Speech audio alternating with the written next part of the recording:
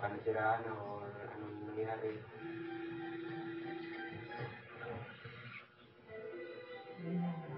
Pero sa dinami-rami ng mga sabit, natuloy pa rin ang kanilang pag-iisang dibdib. Pero pagkatapos ng kasal, nagtuloy-tuloy daw at hindi magagandang mga pangyayari. Sabi ko sa kanila, mag-ingat na sa kayo bawat isa.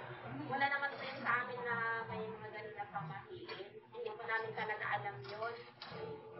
Sa kanilang pag-uwi, hindi kasiyahan ang sumalubong sa mga bagong kasal. Kundi ang nag-aamok na kapatid si Charlie. Yung kapatid ko po, pagdating ko po, niyaya po ako ng hintukan. Sabi ko, hindi po ako lalaban kasi masaya na. Dapat po masaya. Punta po sa magulong sitwasyon.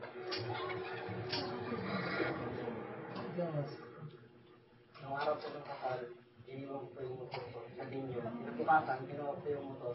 Habang nasa biyahe pa uwi, Doon na po ako na-disgrasya.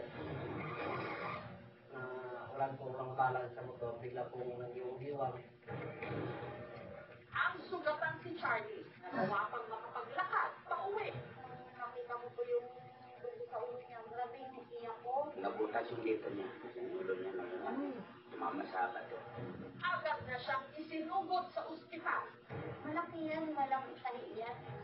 Pero ang pinakamabigat na dagok ng kanilang pamilya, nangyari 4 na araw lang makalipas ang kanilang kasal.